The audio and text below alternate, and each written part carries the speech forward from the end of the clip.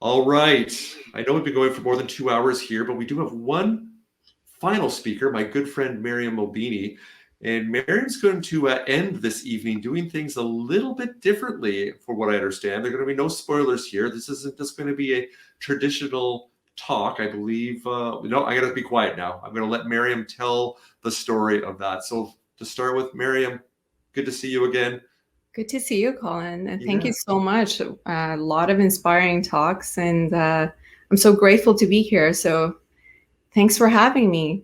Um, I'm going to do things a little bit different. What I decided to do is that since we're all on Instagram, and Instagram is such a powerful tool for storytelling, visual storytelling, I decided to post all my slides on Instagram. So I have posted a link there for you that you could click on it. And I want to bring your attention to starting off telling my story about my struggle with mental health, focus on my brain. So we're gonna have a look at my brain.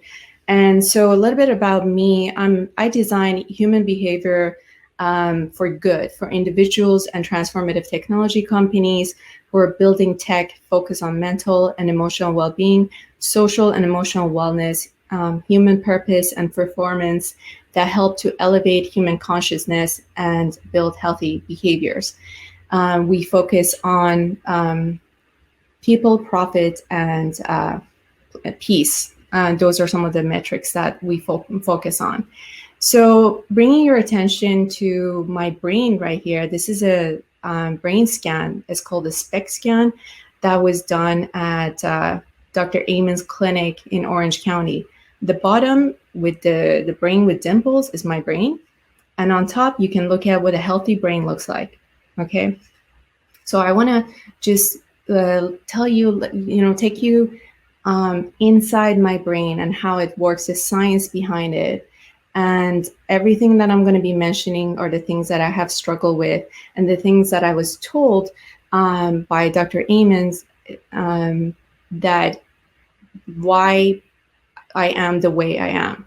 So the SPEC scan is a functional imaging. It tells us about the activity of the brain, what part of the brain is working too much, and what part is working a little, and what part that's in between. And it's based on the theory of the blood flow. In my scan, it shows a decreased activity in the prefrontal cortex, and which is involved in attention, focus, concentration, impulse control, procrastination, time management, organization, and distraction, which I have struggled with for a long time. And these dimples that you see show that there's a decreased activity in my prefrontal cortex. And there's a bump that you see on the surface of the brain, which is an indication of inflammation, which means either I'm not sleeping enough or oxygenation is affected somehow, which might be the result of sleep apnea or as one possibility. There is a decreased activity in my temporal lobe, especially in the left temporal side, and it shows that at one point in my life, my brain was hit, which is an indication of traumatic brain injury, which came to me as a surprise. And I will tell you a little bit later because it's important to know after this explanation that when this scan was taken. So the temporal lobe is involved in memory, abdominal discomfort, illusion, spaciness, learning difficulties, irritability, anger, mood, instability, and dark thoughts. And these are the areas that are responsible for the temporal lobe. And the anterior cingulate is overactive, and this is when people get stuck with particular thoughts and ideas, and they keep ruminating over and over and over again. These are everything that I have, dealt with, and we hold on to grudges, become a bit compulsive, become oppositional. We're great negotiators and can sit down and argue like an attorney. We're inflexible, so we need to know what is the plan, what's the schedule, what is it that we're going to do today, And if for some reason that there's some sort of a problem that things don't work out, or the person shows up late to the plan without giving me a heads up, then I would have a hard time accepting it. And we kind of get obsessive about stuff, so we get easily addicted and become argumentative, and focus on fairness and keep thinking about the injustice in the world. And it doesn't have to happen to me particularly, but if it happens to a friend or somebody else, that it would bother me a lot. And this is everything that you can tell just from the scan. It's like sitting in front of a fortune teller telling you everything. It's like, oh my God, you know so much about me. How do you know so much about me? And this scan can tell you all of this. And this is what Dr. Amons shared with me. And we also have trouble shifting attention from one task to another, which is super hard, because we're perfectionists and get attached to one task, and we get tunnel vision into one task and lose track of everything else. And the basal ganglia is more active in my case, and this is the anxiety center, and that we predict the worst outcome that are very negative in our way of thinking. The negative thoughts are more, my negative thoughts are more than positive thoughts. And I also took this computer test, which was 45 minutes long, as web-based neuropsychological test called Web Neuro. And this test tested my thinking ability, my emotions, feelings, self-regulation. And under thinking ability, they tested my moral coordination, processing, speech, attention, flexibility, working memory, overall executive functioning. And amazingly, I did really well in all that area, except for the attention part. I also scored really well in stress and anxiety and mood, and that means that I have developed a coping mechanism. So what's interesting to know here is that I lived with this brain all my life, and the incident that when I fell and hit my head, that happened when I was 9 years old. And so from 9 years old till like 2 years ago, I had no idea I had traumatic brain injury, but I lived with symptoms. I lived with foggy brain in the morning. It would take me forever to get going. I had depression. I dealt with major social anxiety. I would get panic attacks. My mind would get hijacked, and I would get, tunnel vision. Everything would go dark. It was just so difficult to be ruminating in this like negative talk, like the inner critical voice would keep going. And sometimes it would last for weeks. And I thought to myself, how am I going to be able to hold on to any jobs or get through, grad school? And I had like suicidal thoughts and a hard time with attention and focus, people pleaser, and victim consciousness, like always like blaming things outside of myself, a lot of guilt, shame, low self-esteem, fatigue, and a need for external validation. And so 10 years ago, something happened that I was just done. I was done with that identity. I was done being a victim. I was done with all of that. And I just needed to figure it out. And at that point, I was on medication. So I'm just gonna you can just go through Instagram and check out the rest of the slides.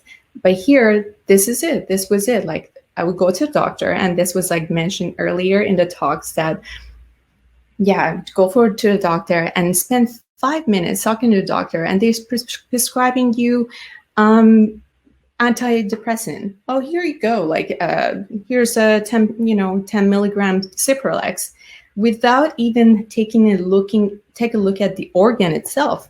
So why is it? I kept thinking, why is it that when we break our leg or break, our arms or everything, so we get X-ray done, that people actually take a look inside and to see what has happened to you. But why is it that when it comes to our mental health, we're actually not taking a look at the organ itself to see what is going on? Because each brain is very different.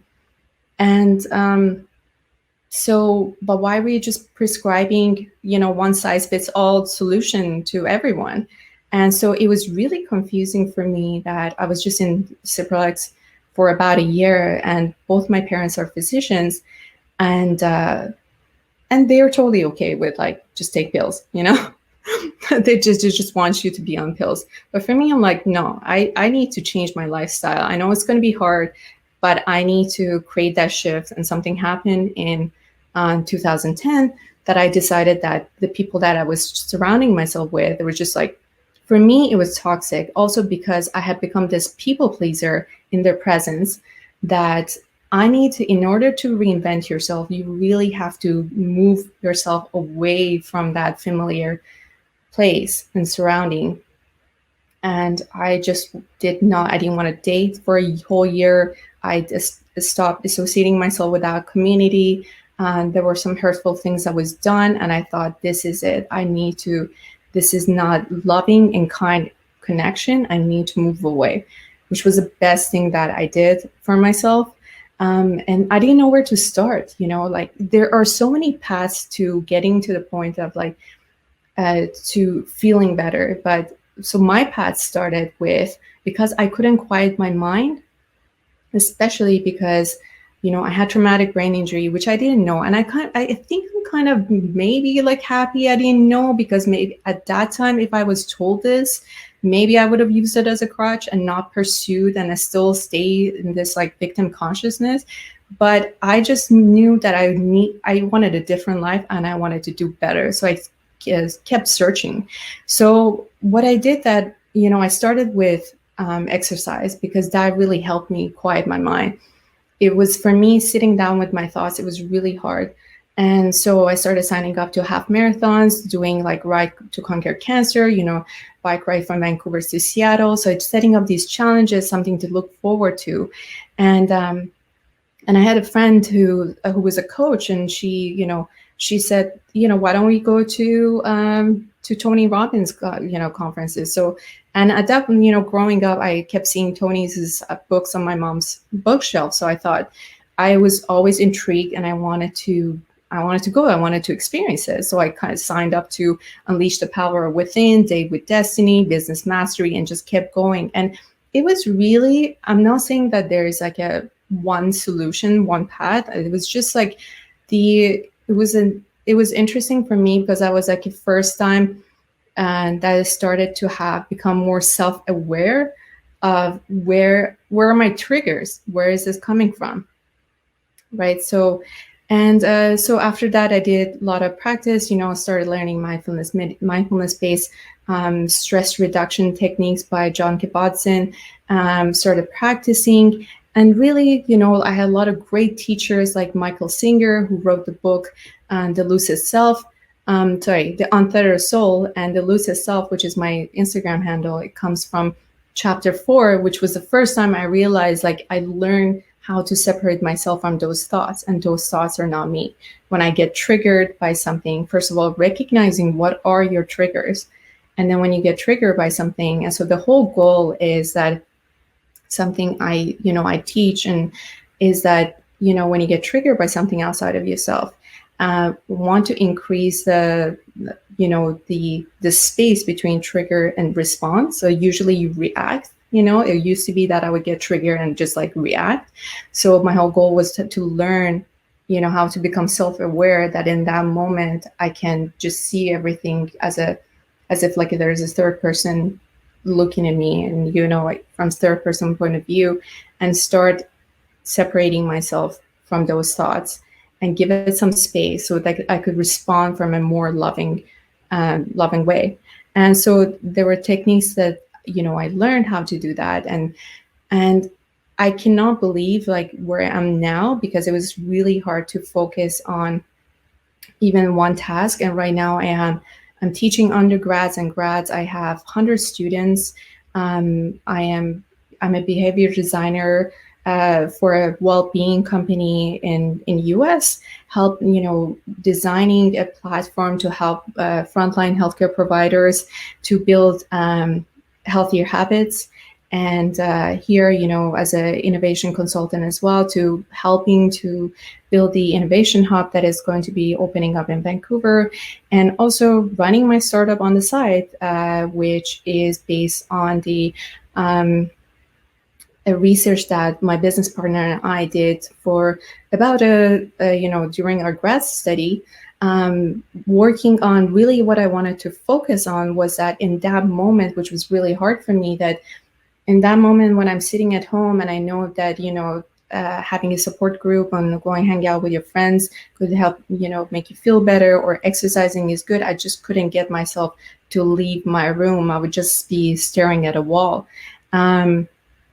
So because my mind was really like hijacked, and I couldn't do the cognitive behavior therapy or write my thoughts down. I just didn't have that kind of self-awareness. So I just wanted a non-invasive solution that would snap me out of that state and be able to, switch my nervous system from a sympathetic, fight or flight to parasympathetic in a short period of time. And my business partner and I were able to do that. And we created evidence-based solution that within 5 minutes, and we tested this on chronic pain patients from like hospitals and clinics in Vancouver, that we were able to do that, focus on decreasing their pain, physical pain and emotional pain and anxiety and stress within 5 minutes. So that was quite exciting. And that's some part of something that we're working on. And so I'm just going to say just, like a few takeaways before I take you on an experience, is that, what I realized, like, first of all, intention is really important. What you focus on is really important. We must act to manifest in our lives. So 97% of manifesting anything in our lives is the desire, motivation, and intention, the why we bring. And only 3% is the actual what we then do. So intention is really important. And it's really important that doesn't matter if someone is like family or, even like if they're family, but if you feel that they're toxic and they're not supportive for a period of time, it's okay to cleanse those people from your surrounding. And so that you can, create this new configuration, the new you, by either like you're going to Vipassana or you're doing your inner work. And then once you have anchored, you have those solid, the integration has happened, then you can go back to, for example, like talking to people from your past, but then you're not bothered by it because you became this new version of yourself. So, and one of the great things that happened was that not seeking external validation. When I stopped seeking external validation, my whole world changed and everything just became much better, and so what I decided to do, like in past year when COVID actually hit, so I decided I focus all my energy onto the, focusing on innovation challenges that are dealing with looking for solutions for mental health, a cross section of mental health and technology. So I would just write proposals to these, organizations, and I was able to actually, I won first place when Lululemon had a innovation challenge that was like addressing something for mental health, and I won first place, and I was like really incredible, and that was really nice. And I just keep sending these solutions, and hopefully someone, that if it resonates with them, that they can take it and work with it. Let's see, before we go. So yeah, you can go through, like, for example, these are the different, it's so interesting to see. These are the other scans that, Dr. Amen has done, being grateful versus hateful, and looking at how negative thinking actually shut down healthy brain function. So, I think we all have to listen to that voice, the seeker. And what's so important is that to realize we're all healers, okay? We're all healers, and not to continue giving our powers away to somebody else. There are a lot of obviously healers, guides, coaches, therapists, out there doing great work, and they're simply guides for us to show us the things, the patterns that we're not seeing. But it's not about yet, getting stuck in this loop of signing up for the next conference, signing up for the, buying the next, self-help book, because there are a lot of resources out there that if you just need to practice. It's a, meditation is a practice. They're all, these are all practices that you need to do, right? So, so for example, if you want to change, so as a tiny habits coach, what I do with, help people with is that how to incorporate their big aspirations and break it down so they're able to make better choices in their lives. Like if you want to, if you want to start reading a book,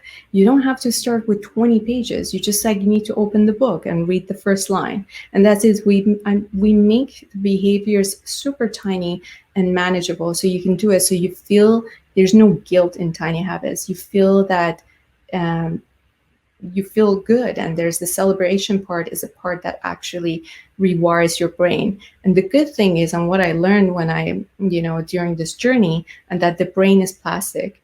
Neuroplasticity that obviously helped me so much, like knowing that I can rewire my brain.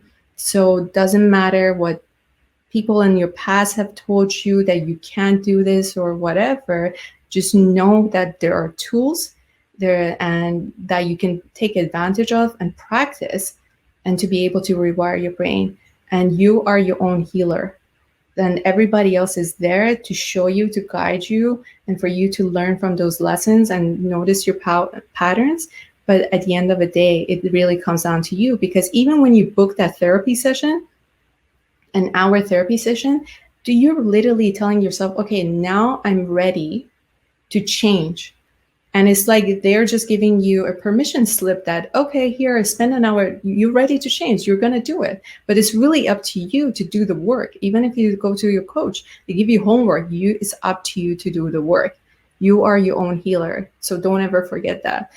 And so I'm going to stop here. And I believe that Fiona has a track that I have provided that I would like to guide you guys in. And please send if you have any questions, you want to connect, if there was like a aha moment or anything, please share it through Instagram with me. And I would love to connect with you afterwards. So I'm just going to check in to see if Fiona has that track. And I would love to take you on a sonic journey. And end the session with that. Is Fiona there? Colin, is Fiona there? Or Here. Hi, do you have the? I have the link to the track, so I could play it, or you could play it from your laptop if you'd like. Okay, if the sound is going to be good. Okay, sounds good. So just I'll play it from my laptop then. I'm going to stop sharing my screen. Okay. So what I would like everyone to do, just to, if you have headphones around, would be better. So you can get completely immersed in this experience, and find a comfortable seating position. If you have a blanket, maybe you put a blanket on yourself.